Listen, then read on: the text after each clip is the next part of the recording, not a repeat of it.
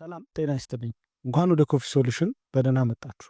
ዛሬ በዳይመንድ ኢንተርፕራይዝ ተገኝተን በቡናው ዘርፍ ላይ ለ14 ዓመት ያህል የሰራና ከፍተኛ ልምድ ካለው ባለሙያ በላቸው ገብረ ማርያም ጋር እንቆያለን። በዚህ ቪዲዮ የቡና ምርት ከተሰበሰበ በኋላ ስላለው ሂደት በዝርዝር እንመለከታለን። በተለይም ሰራተኞች የበሰሉ ቀይ ቡና ፍሬዎችን ብቻ እንዲለቅሙ እንዴት ክትትል እንደሚደረግ፣ እያንዳንዱ ምርት እንዴት እንደሚመረመር እንደሚመዘንና መለያ ታግ እንደሚለጠፍለት እንዲሁም የቡናውን ምንጭና ጥራት ለመከታተል እንዲረዳ እያንዳንዱ ምርት እንዴት የመድረቂያ አልጋ ቁጥር እንደሚሰጠው እናያለን። በተጨማሪም አንዳንድ የመድረቂያ አልጋዎች ለምን እንደሚሸፈኑ፣ እንደ አየር ሁኔታው ቡናውን ለማድረቅ ምን ያህል ጊዜ እንደሚፈጅበት እና ቡናው መጋዘን ከመግባቱ በፊት ትክክለኛው እርጥበት መጠን መኖሩን እንዴት እንደሚያረጋግጥ በላቸው ያብራራልናል። አብራችሁን ቆዩ። ሰላም እንዴት ነህ? ስምህን እስቲ አስታውቀኝ። ማን ትባላለህ? ስሜ በላቸው ገብረ ማርያም እባላለሁ። እሺ። የዳይመንድ ድርጅት አሰሪ ነኝ። እሺ። ስራ ያው ቡና ውስጥ መስራት ነው። የስራ መደቡ አሰሪነት ነው የሚሰራው ማለት ነው። በጣም ደስ ይላል። ቡና ላይ እንዴት ልትገባ ቻልክ? እስቲ ምን ያህል አመት ሆነህ ቡና ላይና እንዴት ልትገባ እንደቻልክ እስቲ አጋጣሚውን አስታውሰን እስቲ። መጀመሪያ በቃ ትምህርት የተማርኩ ነበር። የተማርኩኝ በስራ ጉልበት እየሰራው ስራ ላይ ተሰማርኩ። በተሰማርቼ እየሰራው ያለው ለኔም ይረዳል በሚለው ገባውና እየሰራው አሁን መጨረሻ ላይ ትሻላል ብሎ አንድ አለቃ ነበረ። አሰሪነት መረጡ። ገባው በዛም የሰራው ትምህርት ጨረስኩና አሁንም ተጋ ነበረው ሲሰራ የቆየሁት ማለት ነው። ተጋ ሲሰራ የቆየሁት እዚህ መጣው። እዚህ ሲመጣም አሁንም እዚህ ግባ አለው። እዚህ አንድ 14 አመት ሰርቼ ያለው እግዚአብሔር ይመስገን እስካሁን አለው። ስለዚህ 14 አመት ነው እዚህ ቡና ላይ ሆንከው ማለት ነው። ስለዚህ ከቡና ምኑ ደስ ይልሃል? ከቡና ያው የምናገኘው ምርት አንድ ለሀገራችን ተጠሪ ነው። ቡናው የአካባቢያችን የኢትዮጵያ ምርታችን ነው። የምናገኘው ምርት ለኢትዮጵያ ዋነኛ ሀብታችን ነው ቡናው ማለት ነው። ያው ለኢትዮጵያ ተጠሪነትም አለ ቡናው። በዛውም ደስ ይለኛል በተጠሪነቱ። ዋናው የኛ ሀብት ምንጩ ከቡና ነው የምናገኘው። የአካባቢም የህዝቡም የኛም የድርጅቱም አሁን እዚህ አካባቢ ያለው ህዝብም ቡና በጥራት የመያዝ ህዝብም ቢሆን በጥራት ይይዛል። እዚህ ጡላ ማለት ነው በቡናው ጥራት መያዝ አንደኛ ነው። ድርጅትም ቢሆንም አንደኛ ነው። ከኛም ትምህርት የለውም አካባቢ ትምህርት አይፈልግም። ከነሱም የምንማርበት ነው። በቡና የጡላ ቀበሌ አሁን ተጠሪነት አለው። በዚህ በኩል በቡናው በጣም የሚያስደስት ነው ማለት ነው። ቡና በአመት አንዴ ሲደርስ ወቅቱ ምን ያህል በምን አይነት ወቅት ላይ ነው? ምን ወቅት ላይ ነው ቡና መሰብሰብ የመጀመሪያው መልቀም የምትጀምሩት?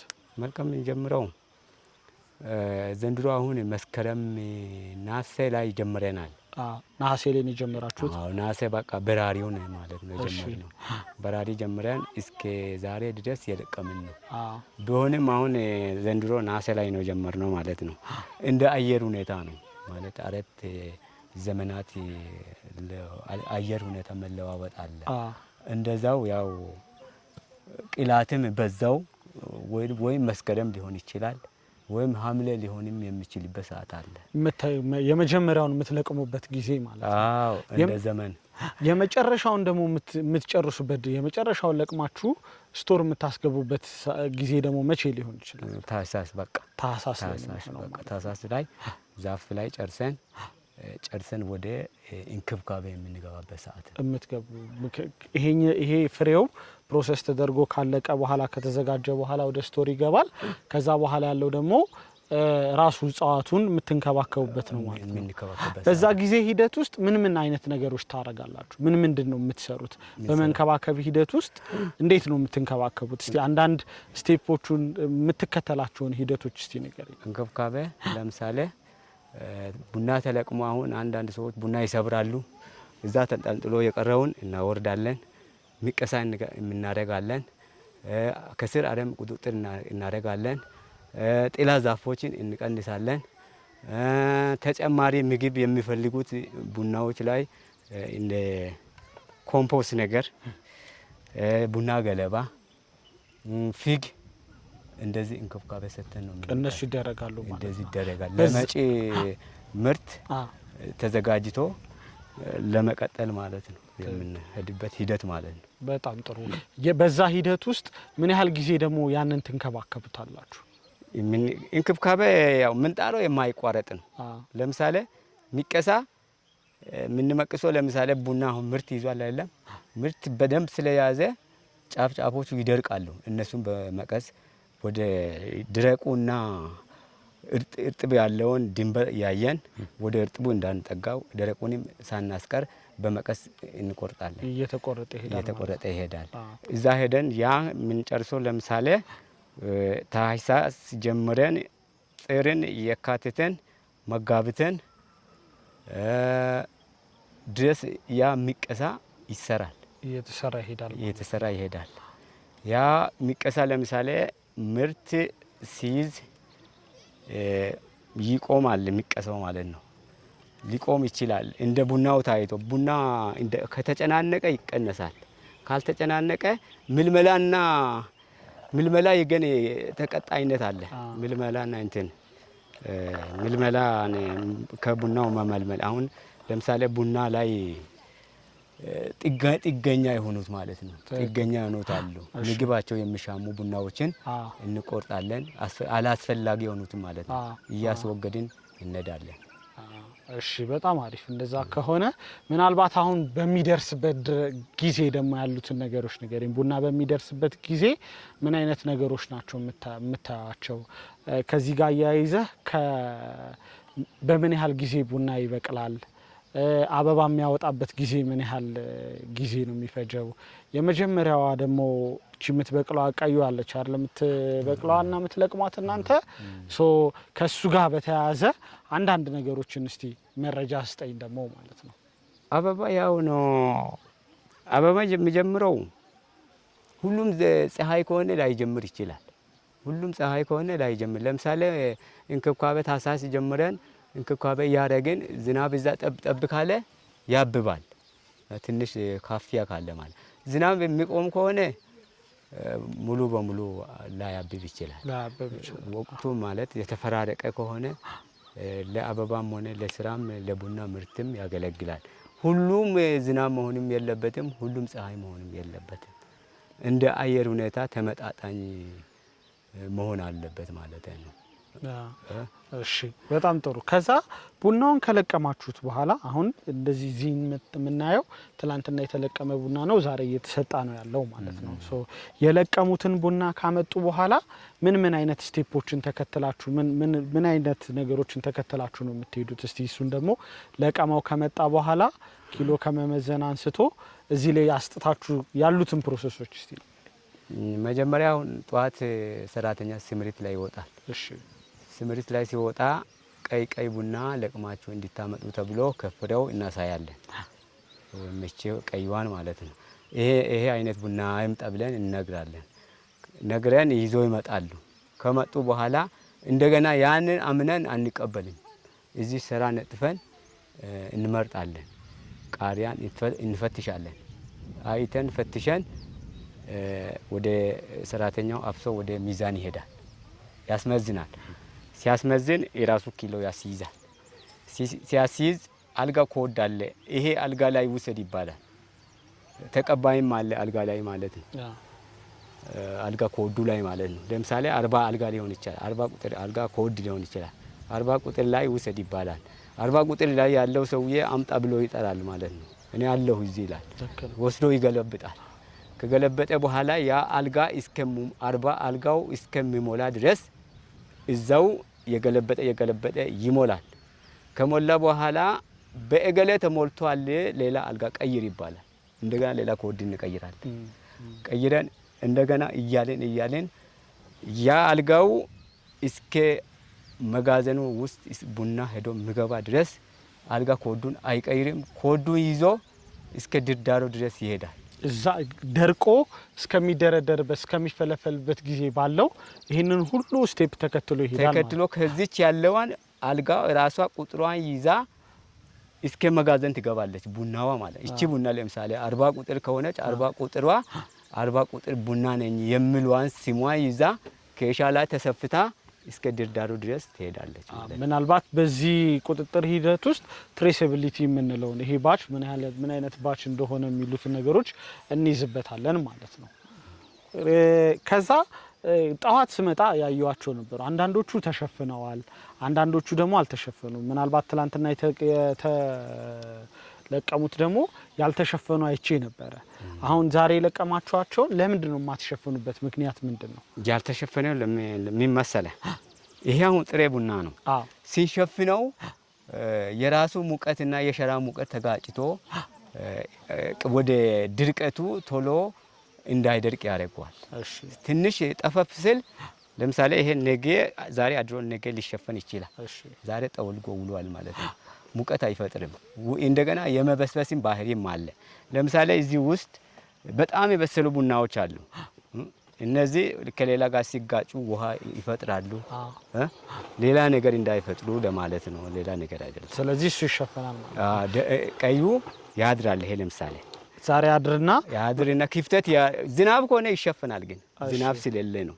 ዝናብ ስለሌለ አየሩና የሸራው ሙቀትና የቡናው ሲጋጭ ቡና እንዳይበሰብስ ነው። ግን ዝናብ ከኖረ ይሸፈናል። ግን አየሩን ስናይ ዝናብ ስለሌለ ነው። ስለዚህ ይሄ ለአንድ ቀን እንደዚህ ይሆንና ከዛ ከማግስቱ ጀምሮ እየደረቀ በመጣ ቁጥር እየተሸፈነ ይሄዳል ማለት ነው። እሱ በጣም ጥሩ። ከዛ በኋላ በእንደዚህ አይነት ፕሮሰስ ውስጥ ምን ያህል ጊዜ ደግሞ ይቆያል? ምን ያህል ጊዜ አሁን ይሄ ዛሬ ነው የለቀምነው ወይ ትላንትና ነው የለቀምነው እንበል።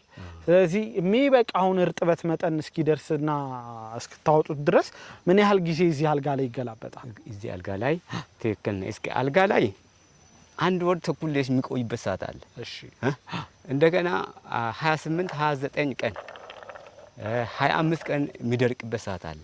ይሄ ምንድነው ኢፌክት የሚያደርገው? ምንድነው አየር ሁኔታ ነው ማለት እንዲ ፀሐይ በሌለ ቁጥርና በረዘመ ቁጥር የእርጥበቱን የምንፈልገውን የእርጥበት መጠን ስለማናገኝ እያቆየን እንሄዳለን ማለት ነው። ዝናብ ካለው ተሸፍኖ ስለሚውል ሙሉ ሰዓቱን ድርቀት ላይ ስላልዋለ ቀን ይቀጥላል። ይሄኛው አሁን ዛሬ ሙሉ ቀን 20 30 20 25 ቀን ሙሉ አልጋ ፀሐይ ከሆነ ይነሳል። ችግር የለው። ስለዚህ በምንድን ነው መድረቁን የምታውቁት? አሁንና የመጨረሻው መድረቅ ላይ ደርሷል የምትሉት በምን አድርጋችሁ ነው የምታዩት? ማለት ከዚህ ለምሳሌ ሳምፕል እንወስዳለን። ለምሳሌ ይሄ አልጋ አይደለም፣ ከዚህ ትንሽ ወስዳለሁ እያልኩ ማለት እሺ እያልኩ ለምሳሌ ከዳር ብቻም አልወስድም፣ ከተለያዩ ቦታዎች ሳምፕል ወስዳለሁ። ወስጄ በዚች አልጋ ቁጥር ማለት ነው 40 ቁጥር ሳምፕል ብዬ እዚህ ጽፌ በእሷን ሳምፕል ይዤ ወስጄ አስቀሽራለሁ። አስቀሽሬ መለኪያ አለ፣ ሞይስቸር ማለት ነው። በሞይስቸሩ ይለካል። ተለክቶ ወደ 11 ከምናምን ከወጣ ሊገባ ይችላል። እስከ 12 ከሆነ ግን እንትን አለው ማሩ የሽበት ማውጣት ነገር አለው። ያ ማለት ውስጥ ያለው ይሄ እየረጠበ ስለሚሄድ ለፈንገስ የመጋለጥና የመሻገት ነገር ይኖረዋል ማለት ነው። ስለዚህ እናንተ የምታወጡት ይሄንን ሳምፕል ወስዳችሁ እቺን ከቀሸራችሁ በኋላ እርጥበቱን ትለኩትና ከዛ በኋላ የእናንተ የእርጥበት መጠን ምናልባት 11 ሊሆን ይችላል፣ 11.5 ሊሆን ይችላል። እዚህ ላይ ከደረሰ በኋላ ይሄ ቡና በደንብ በበቂ ሁኔታ ደርቋል ብላችሁ ትይዙታላችሁ። እንይዛለን። ከዛ በኋላ ምንድነው የሚሆነው? መቀሸር ነው የሚሆነው። መቀሸር ነው። ይቀሸራል። በደንብ የሚቀሸረው በደንብ እንትን ተድርጎ ነው ከሌላው አልጋ ላይ እንዳይገናኝ በደንብ ሳምፕሉ በደንብ እንትን አለ። ኮዱን ወረቀት ተይዞ ማለት ነው። ከሌላ ከተጋጨ ያኛው ለምሳሌ ይሄ 12 ከወጣ ያኛው 11 ሊወጣ ይችላል። ይሄኛውን ይሄ ካለው ይሄ ለምሳሌ ሊጎዳ ይችላል። በደም ተይዞ ነው በጥንቃቄ ነው የሚቀሸረው ማለት ነው። በመጨረሻም ምናልባት ከዚህ ከቡና ልምድህ ጋር በተያያዘ ካሳለፍካቸው ጊዜያቶች አንስቶ ማትረሳቸው አጋጣሚ ደስም የሚል ወይ ደግሞ የሚያሳዝንም አጋጣሚ ካለ እንደ አጋጣሚ እዚህ ስትሰራም ሊሆን ይችላል። ምን አይነት አጋጣሚዎች አሉ? ያው እዚህ ሲሰራ ለምሳሌ እዚህ ሰርቼ ለምሳሌ ለራሴ መጠቀም ነው ያው መኖር ነው እንጂ ምን ሌላ ነገር አይ የማትረሳቸው አጋጣሚዎች የማትረሳቸው ደስታ ሊሆን ይችላል፣ ሀዘን ሊሆን ይችላል። እዚህ ፋርም ላይ የገጠመህ ነገር ካለ ማለት ከዚህ ሰርቼ ለምንድን ነው አንድ የሚደሰተው ራሴን ለምሳሌ እኔ አሁን የማንኛውን ስራ ለመስራት ተሳትፎ አለ። እሺ የጉልበት ስራን የአእምሮ ስራ የማንኛውም ስራ እንሰራለሁ። ለምንድን ነው የጉልበት ስራ የሚሰራው ልምድ ለማግኘት እውቀት ለማግኘት ሰራለሁ። ለምሳሌ እኔ እውቀት ሰራተኛን እንዲብዬ ጉልበት ስራን አልሰራም አልልም። ለምን እውቀት ለመማር ፈልጋለሁ። ጉልበት ስራ እየሰራው የማንኛውም ስራ ተሳታፊ እየሆንኩኝ የማንኛውም ስራ በራሴ መተማመን አንድ ደስተኛ ነኝ ማለት። ይሄን ስራ ከተባለ በቲዮሪ የተነገረውን በተግባር ለውጭ ለማሳየት በመቻለ በጣም ደስተኛ ነኝ። በመጨረሻ ምናልባት ቡና ለሚወዱ ሰዎች ቡናን ለማያውቁ ሰዎች ደግሞ የምታስተላልፈው መልእክት ካለ? ቡና ለሚወዱ ሰዎች ለምሳሌ ቡና አሁን የሚወዱ ሰዎች አሉ። የሚያስተዋውቃቸው አካባቢም ቢሆን አተካከል ሁኔታ ለምሳሌ የኛ ሰው ይድረስ ከመስራት ትንሽ ማሳ ሰርቶ ጥሩ እንክብካቤ አድርጎ ጥሩ ምርት ለማግኘት እንዲሄዱ ለምሳሌ ማሳ ሰፊ ያለ ትንሽ ምርት የሚያገኙ አሉ። እንክብካቤ ማለት ነው። ያ ጉዳታቸው ይጎዳሉ ግን ጥቅማቸው ትክክለኛ አላገኙ ማለት ምንድነው? እንክብካቤ ሁኔታ ማለት አተካከል ለምሳሌ በሜትር መተከል አለበት። በቲሼፕ አለ፣ በስኩዌር አለ። በፈለገው መለካት ይቻላል፣ መትከልም ይቻላል። እንደዛ ተክለው እንዲጠቀሙ የሚለውን እንደራሴ ያስተማሩ። እንደገናም ቡና አለቃቀም ሂደት ይሄ ሸምጥጦ ከነ ጥቁሩ ጋር ማንኛውን ቡና ሳይለይ የሚያደርቁ ሊኖሩ ይችላሉ። ሲያደርቃቸው ግን ዋጋቸው አንድ አይደለም። የኬሻ ብዛት ነው የሚያዩት። ለምሳሌ በጥራት ሲመዘን በጥራት ሲሸጥ ያን ያህል ዋጋ አያገኙ። ከጥቅማቸው ልፋት ነው የመዘነ ያለው እና ጥሩ ቀይ ቡና እንዲለቅሙ አደራረቃቸውን በትክክል እንደዚህ አይነት ፎርም እንዲያደርቁ የሚለውን ነው ለማስተማር በራሴ አነሳሳትነት ያለኝ። ስለዚህ ምናልባት ቡና ለሚሰራም ሰው ምን ያህል ልፋት እንደሚለፋ እዚህ የሚለቁትም ሰዎች ደግሞ ምን ያህል ለጥራት ትኩረት መስጠት እንዳለባቸው ቡናው እያንዳንዱ ፍሬ ጉልበት መጥቶበት እንደሚሄዱ ሁሉ ነው ያስረዳሃን ማለት ነው። ስለሰጠህኝ ጊዜ በጣም ነው ማመሰግነው። እግዚአብሔር ያክብርልኝ። አመሰግናለሁ። እሺ፣ ይቀበላል አባ። እሺ።